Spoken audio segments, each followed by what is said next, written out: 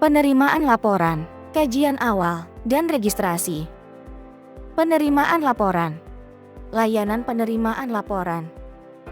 Layanan penerimaan laporan dibuka pada pukul 8.00 sampai 16.00 setiap hari Senin sampai Kamis. Dan pada pukul 8.00 sampai 16.30 setiap hari Jumat, waktu setempat. Kecuali pada tahapan masa tenang, hari pemungutan suara dan penghitungan suara, layanan penerimaan laporan dibuka 1 kali 24 jam.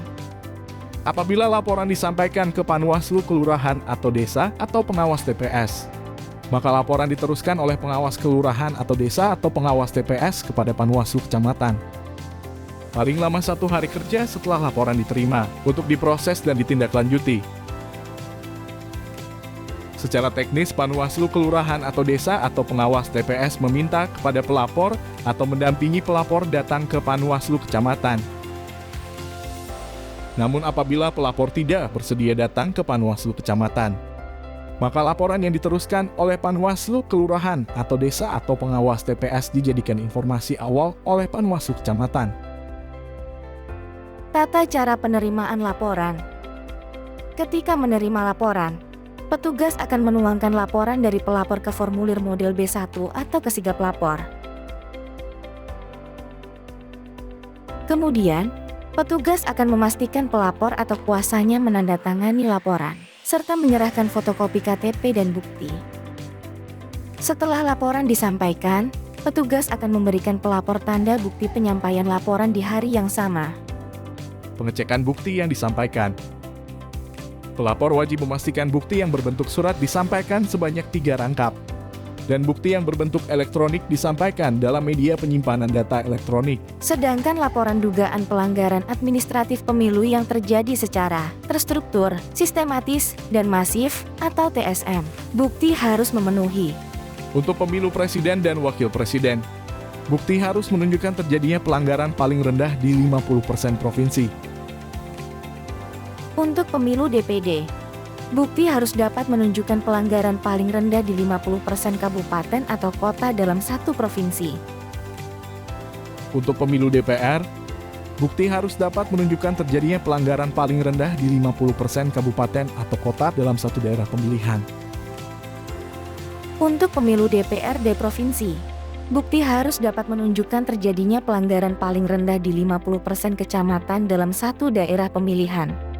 Dan untuk pemilu DPRD kabupaten atau kota, bukti harus dapat menunjukkan terjadinya pelanggaran paling rendah di 50% kelurahan atau desa dalam satu daerah pemilihan. Pencabutan laporan. Pelapor dapat mencabut laporan sebelum dilakukan registrasi. Kemudian pengawas pemilu memastikan pencabutan dilakukan secara tertulis yang memuat alasan pencabutan sesuai dengan formulir model B4. Namun apabila dalam laporan yang dicabut mengandung dugaan pelanggaran, Bawaslu, Bawaslu Provinsi, Bawaslu Kabupaten atau Kota, Panwaslu Kecamatan atau Panwaslu Luar Negeri, menjadikan laporan sebagai informasi awal. Kajian awal. Kajian awal terhadap laporan disusun paling lama 2 hari kerja setelah laporan disampaikan. Kajian awal dilakukan untuk meneliti apakah laporan memenuhi syarat formal dan syarat material dan jenis dugaan pelanggaran dalam laporan.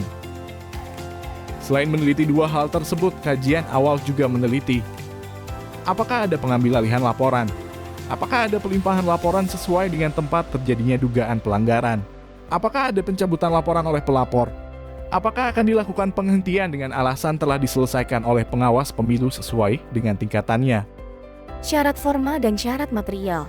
Laporan pelanggaran pemilu juga harus bisa memenuhi 2 syarat. Pertama, syarat formal yang meliputi nama dan alamat pelapor, pihak terlapor, dan waktu penyampaian laporan tidak melebihi jangka waktu paling lama 7 hari sejak diketahui terjadinya pelanggaran. Kedua, syarat material yang meliputi waktu dan tempat kejadian dugaan pelanggaran pemilu, uraian kejadian dugaan pelanggaran pemilu, dan tentu saja bukti. Hasil kajian awal. Kajian awal menghasilkan kesimpulan bahwa laporan memenuhi syarat formal dan material, serta jenis dugaan pelanggaran merupakan pelanggaran pemilu, atau Laporan tidak memenuhi syarat formal dan atau material, atau jenis dugaan pelanggaran merupakan dugaan pelanggaran peraturan perundang-undangan lain. Hasil kajian awal diputuskan melalui rapat pleno. Hasil kajian awal dituangkan dalam formulir model B7 dan ditandatangani oleh Ketua Bawaslu sesuai tingkatan. Registrasi.